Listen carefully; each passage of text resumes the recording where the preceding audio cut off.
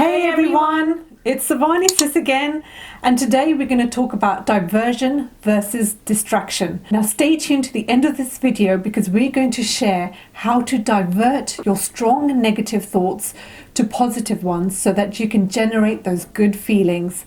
And you know what happens when we generate good feelings and activate Sukha, Kash? Yes, you draw in more good stuff in your life, and that's when the magic begins. So stay tuned, it's easier than you think.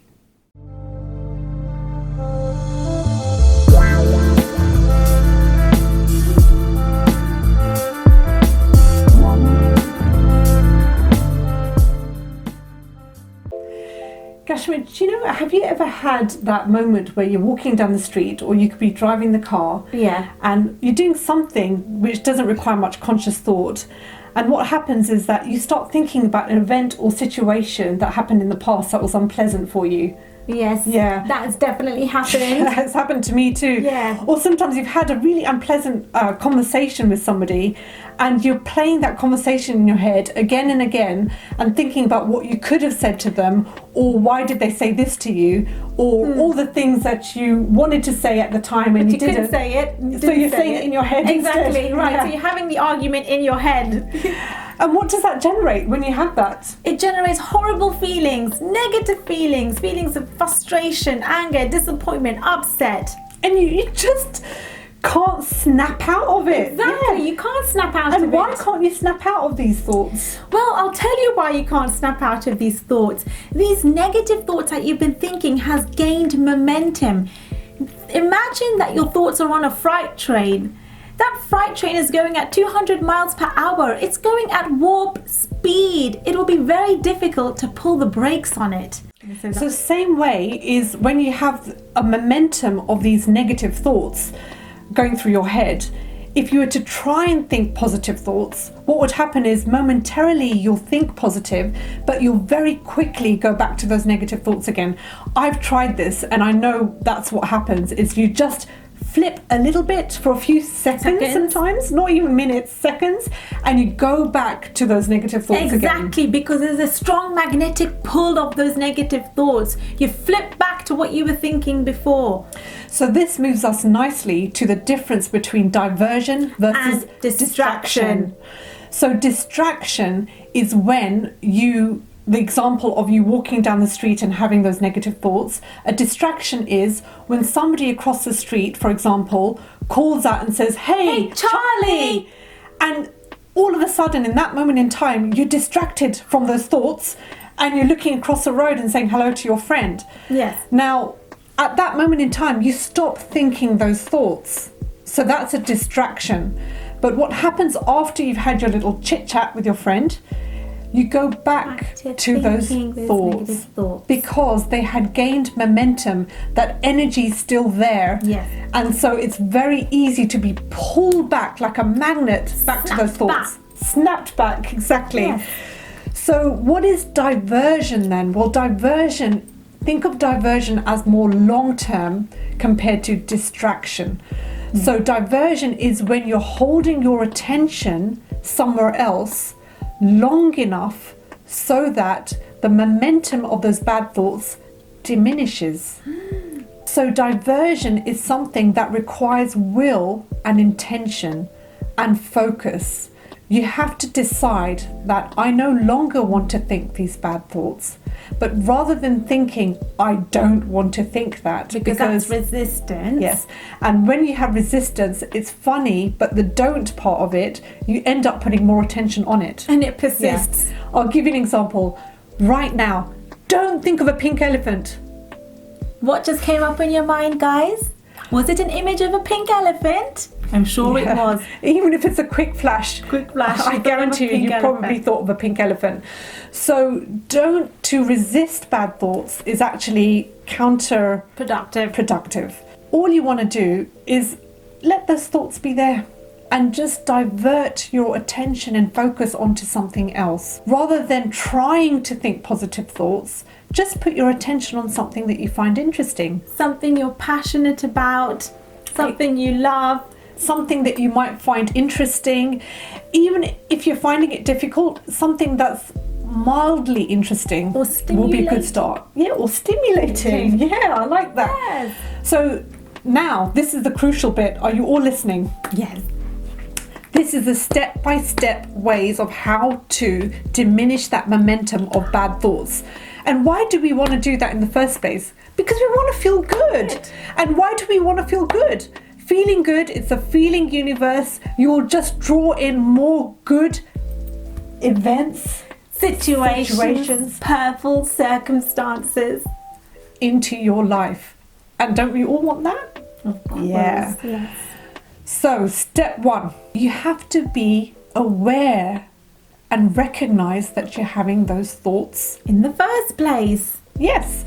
If you don't know you're having those thoughts, you're too much in your head, and you're not aware of it, then how are you going to do anything about it in the first place, right?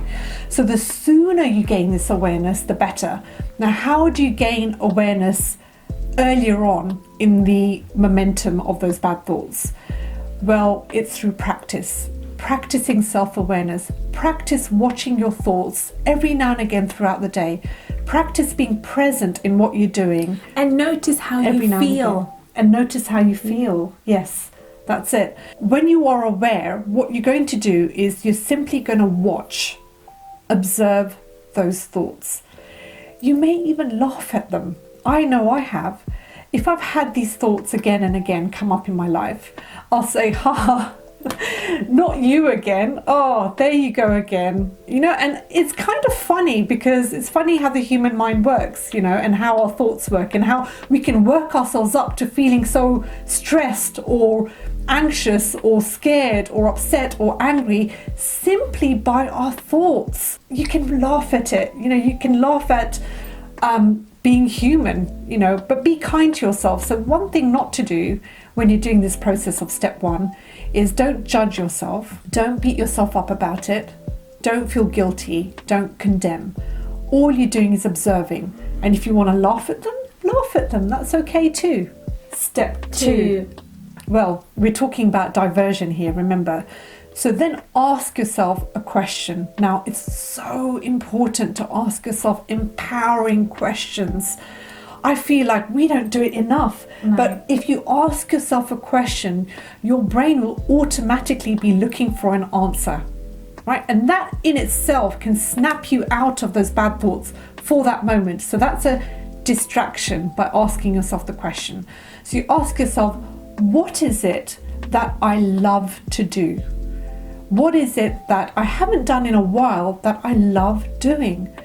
Or what is it that I feel passionate about, or even slightly passionate? What is it that I find interesting or slightly interesting? Or an activity in the past that you've done that's made you feel good. Do more of that. Yes, that's it. So think about, what is it in the past that I've done that brought me a lot of joy? It could be something that you might have even done as a teenager and you've not done in a long time, depending on what your age is, right? So ask yourself those questions. If you can, write them down. Write all the things that you find passionate about, interesting, that you love to do, that's made you giggle, that's made you laugh, that's made you feel good inside, that's made you just smile. Write those things down. It's actually good to do this as an exercise because then you have a menu of activities that you can choose from next time this happens. And then decide, step 3, which activity you're going to do from that list. Now, examples could be drawing, painting, arts and crafts, reading a very interesting book, but listening to some music in the background. It's important to fill your mind, fill the gaps in. The other thing is you could do a sport, something that you haven't done for a while.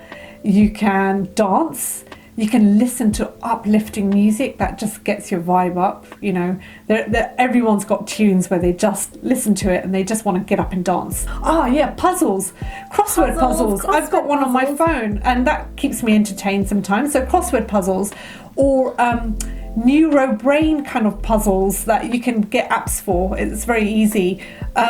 Playing a board game with someone. You know, when was the last time we played a board game? Everything's computerized, but play a board game. You might have an old board game sitting in your like Scrabble or Monopoly or Pictionary. Yeah. So anything. We're just giving some examples. None of these examples might appeal to you. It doesn't matter. If you find something that you find passionate about, or doing some research on the internet, a new recipe idea, or decide, right, I'm going to bake a cake, I'm going to create. Yeah, the key thing is just do something that you find that you can engage and focus your attention on. And the more creative it is, the better. But don't worry if you can't find something highly creative. Anything that you're going to find interesting. Now, when you do that activity long enough, what you're doing is your energy and attention is going into that activity. You're immersing yourself in it. It's like when artists are painting. They're painting and they might have some music in the background and they're just immersed in the activity so long that they even forget to eat. Yes, they're in the state of flow. And that's where you want to be, because we are creative beings. So to find something creative, which is the ideal thing, is where you want to be, because that's where the power lies. You know, that's where you can focus all your energy and attention on in creating something. And when you do this long enough, the momentum of those bad thoughts will diminish. In fact, you may even forget what you were thinking about. You know, what was it that made me feel so awful before? I don't even remember. The key thing is you do it long enough so that your diversion, and that's what diversion is, it's a long enough. Think of it as a distraction, but a long-term distraction. That's what you're doing. And you're diverting your attention long enough so that those thoughts completely diminish. Now, when you get to that place where you've diverted your attention on something else that you like, what's going to happen is when you're doing something that you like or feel passionate about or creative about, you're going to start feeling good inside, right? Yes, you start feeling good. Yeah. And if you start feeling good, that's the key. That's a moment where you want to build on positive Harness thoughts. those thoughts. Yes. And what happens by law? You end up pulling and drawing in more like-minded thoughts. Those thoughts obviously were positive because now it's finally making you feel better than how you were feeling before. So you want to milk it. So first thing you attract is more like-minded thoughts. Second thing you start attracting is circumstances, situation, people and events that give you more of that feeling. And that's when you live a magical life. Exactly. And this is amazing because this is another way of being at cause over your reality. Now you have a tool at your disposal, at your mental fingertips of how you can divert your negative ball of energy and be able to switch and focus it to a positive. Whoa, that's major. Does that mean that we're powerful beings, that we have control over how we think and feel?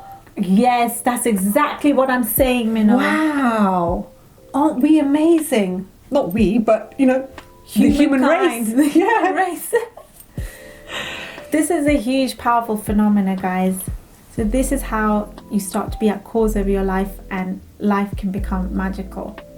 So next time you have the momentum of bad thoughts, think about distraction versus diversion. And what you want is diversion, because that's what's going to switch your negative thoughts to positive. And it's a gradual process. If you realize it's not going to be instantaneous, but the benefits are going to be huge, because now you've done something that's going to generate more of those positive feelings. And we all want to feel good, right? Exactly. That's what this YouTube channel is all about. That's what SavaniSis is all about. That's what this whole world is about. That's why you guys are here. It's so you can feel better and better and gooder and have gooder and gooder cool life. So stay tuned for more videos on how to feel good and activate that Sukha. If you like this video, give it a thumbs up. Hit the subscribe button below. We're always creating new videos for you every week. And we will see you on the next video. Bye for now.